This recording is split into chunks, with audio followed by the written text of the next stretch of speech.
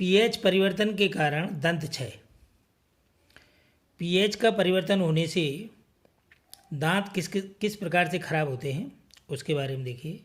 मुंह के पीएच का मान 5.5 से कम होने पर दांतों का क्षय प्रारंभ हो जाता है। दांतों का एनेमिल, दांतों के ऊपर जो चमक होती है, जो वाइट चमक होती है सफ़ेद, वो कैल्शियम फास्फेट से बनी हुई होती है। तो यह जल में नहीं घुलता है। किसी प्रकार का गर्म हो या ठंडा हो, किसी प्रकार के जल में यह नहीं घुलता है। लेकिन मुंह की लार का पीएच मान 5.5 से कम होने पर यह संक्षारित हो जाता है। मुंह में उपस्थित बैक्टीरिया भोजन के पश्चात मुंह में अवशिष्ट शर्करा एवं खाद्य पदार्थों का निम्नीकरण करके अम्ल उत्पन्न करते हैं। भोजन के बाद मुंह की सफाई के लिए क्षारकीय दंत मंजन का उपयोग करने से अम्ल की अधिक मात्रा को उदासीन किया जा सकता है, जिसके परिणाम स्वरूप दंत क्षय रोका जा सकता है। अब एक सारणी दी गई है जिसमें कुछ प्राकृतिक अम्ल हैं, इनको देखिए, समझिए इनको। सिरका, सिरके में एसिटिक अम्ल पाया जाता है। इसका सूत्र है CH3COOH।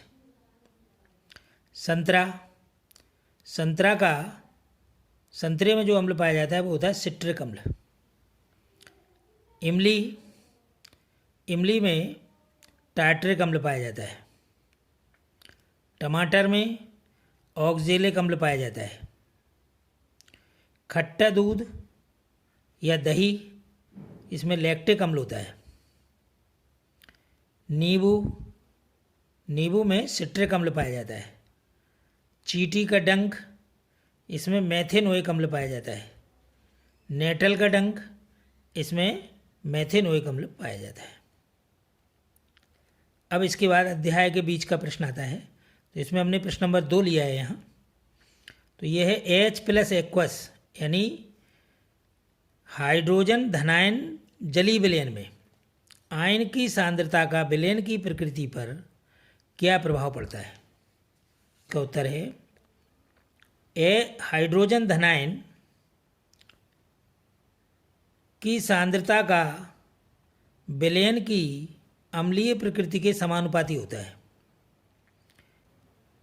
अर्थात हाइड्रोजन धनायन सांद्रता के बढ़ने के साथ साथ विलयन की अम्लीय प्रकृति बढ़ती है और हाइड्रोजन धनायन सांद्रता कम होने के साथ साथ अम्लीय प्रकृति घटती है। और अम्ल और क्षार का दोनों का संयोग है एक तरीके से। यदि अम्लता बढ़ती है तो क्षारीयता घटती है, यदि अम्लीयता घटती है तो क्षारीयता बढ़ती है।